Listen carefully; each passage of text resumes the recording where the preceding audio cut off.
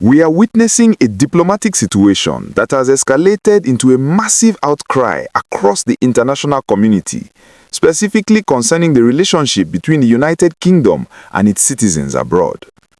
The headline that is shaking the tables right now involves a scathing condemnation from a coalition of Pan-Igbo activists who have effectively declared that the United Kingdom has abandoned Mazi Nnamdi Kanu. They are not mincing words. They are stating clearly that the British government has failed its own citizen. If you have been following the saga of the IPOB leader, you know that the events of November 2025 have changed everything, and the silence from London has become the loudest noise in the room. We are going to break down exactly what these activists are saying, the legal implications of the UK stance, and why they believe this is a calculated betrayal rooted in history and economic convenience. To understand the gravity of this accusation, we have to look at the timeline of events that led us here. On November 20, 2025, the Federal High Court in Abuja, presided over by Justice James Omotosho, delivered a judgment that sent shockwaves through the polity. The court convicted Nnamdi Kanu on terrorism charges and sentenced him to life imprisonment. Immediately following this judgment, Kanu was moved to the Sokoto Custodial Center of the Nigerian Correctional Service, a location far removed from his legal team and family support in Abuja or the Southeast. Now, this is where the issue of citizenship becomes the central focus. Nnamdi Kanu is a British citizen. He holds a British passport.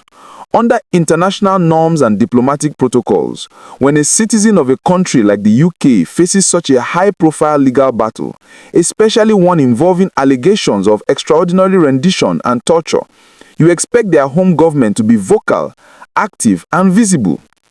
However, according to a powerful joint statement released on Tuesday by a coalition comprising the American veterans of Igbo descent, the Ambassadors for Self-Determination, and the Rising Sun Foundation, the statement, which was signed by heavyweights like Dr. Sylvester Onyia, Evans Nwanko, and Maxwell Dede, paints a picture of a government that has turned its back on one of its own.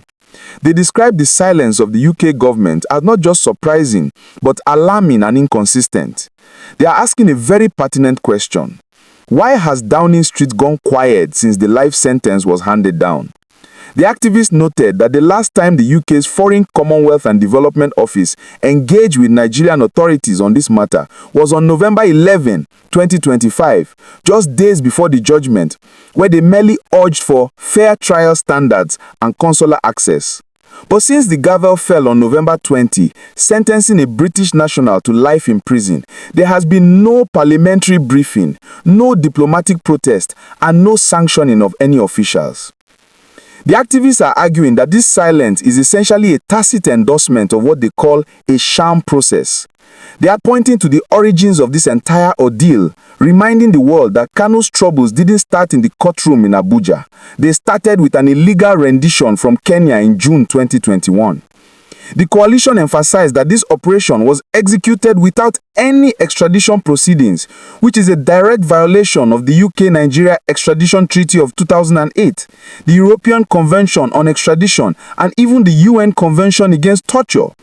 By remaining silent now, after a life sentence has been built on the foundation of that initial illegality, the activists claim the UK is violating its duty of diplomatic protection. They're arguing that you can't have a situation where a British citizen is abducted abroad while broadcasting peacefully from London, where his organization, IPOB, is legally registered, and the government that issued his passport acts as if nothing unusual has happened. I want to pause here for a second, because this touches on a very sensitive aspect of international relations and how we perceive the value of citizenship. If you are finding this breakdown insightful and you want to keep getting the real story behind the headlines without the filter, please take a moment to hit that like button right now. It helps the algorithm share this video with more people who need to know the truth. And if you haven't already, please subscribe to the channel and turn on that notification bell. We are committed to bringing you these deep dives every single day, and you don't want to miss the next update on this developing story. Now let's look at the double standard that the American veterans of Igbo descent and their partners are highlighting. They did not just complain about silence, they brought receipts. The statement accused the UK government of a selective application of the rule of law. They listed high-profile cases where the UK has been extremely vocal and proactive. They mentioned Alexei Navalny in Russia, Aung San Suu Kyi in Myanmar, Jimmy Lai in Hong Kong, and Julian Assange. In all these cases, the British machinery was loud, condemning detentions and demanding rights. Yet, for Nnamdi Kanu, a man who is legally British, facing rendition and a life sentence under what they describe as a repealed law, the UK has chosen silence. The activists are arguing that this selective approach completely undermines Britain's credibility as a global champion of human rights. It begs the question, is there a different set of rules for Nnamdi Kanu compared to other British nationals or high-profile activists? This brings us to the most stinging part of their statement, the allegation of ethnic bias. The coalition explicitly stated that they perceive this silence as evidence of ethnic hostility toward the Igbo. They are drawing a straight line from the events of the Nigerian Civil War between 1967 and 1970 to the present day. They believe that the UK's failure to protect Kanu, especially when coupled with the serious allegations made in the Justice Omotosho judgment claiming Kanu threatened UK and US missions, is part of a pattern of calculating neglect. They feel that the UK is prioritizing its geopolitical convenience and economic interest over justice of its own citizens. The statement pointed out that the UK has a trade volume of about £6.5 billion annually with Nigeria. The activists are essentially saying that the British government is choosing trade deals over the life and liberty of its own citizens. They warn that UK economic interests cannot override human rights obligations and that silence in this matter weakens the UK's moral authority in future human rights cases globally. We also have to look at the legal arguments raised by these groups. They are furious that the conviction on November 20, 2025 seemingly ignored the Court of Appeal judgment from October 13, 2022, which had acquitted Nnamdi Kanu. They insist that he was tried under a repealed terrorism statute and that the domestic laws of Nigeria, which bar trying a suspect who has been renditioned, were sidelined. They are challenging the UK to explain why it has not condemned the trial of a citizen under these circumstances.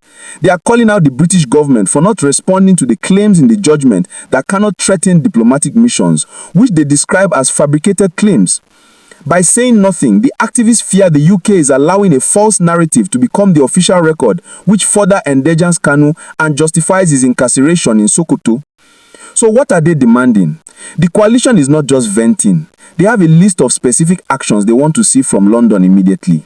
First, they demand that the UK issue a public statement acknowledging serious concerns about the rendition and the trial. They want the UK to publicly demand that the Nigerian government complies with the 2022 Court of Appeal judgment that freed Kanu. Furthermore, they are calling for full consular support. This is crucial because Kanu is now in Sokoto, hundreds of kilometers away from the capital. They want the UK to ensure he has medical access and that his detention conditions are monitored. But they did not stop there. They are calling for a parliamentary inquiry in Westminster to investigate the UK government's response, or lack of thereof, to this entire saga. They are even pushing for sanctions. They want the UK to review possible sanctions under the Global Human Rights Sanctions Regulations, often known as the Magnitsky Model, against officials involved in the rendition, the alleged torture, and the suppression of court judgments. This is a direct challenge to the British establishment. The activists are rejecting the narrative that this is merely an internal Nigerian matter. They are arguing that the moment a British citizen is abducted abroad and denied the benefit of a binding appellate acquittal, it becomes an international matter and a test of UK values. They invoke the Magna Carta, describing the UK as the birthplace of modern human rights law, and label the current silence as complicity. The message is clear. If the UK does not act, they are sending a dangerous signal that fair trial standards are negotiable, depending on who is involved. As we watch this unfold, the pressure is mounting on the Foreign Commonwealth and Development Office. Will they respond to this accusation of betrayal? Will we see a shift in diplomatic tone now that Kanu is serving a life sentence in Sokoto? The Pan-Igbo activists have drawn a line in the sand, declaring that this injustice will not be allowed to stand. It is a developing story that touches on identity, international law, and the very real consequences of diplomatic silence.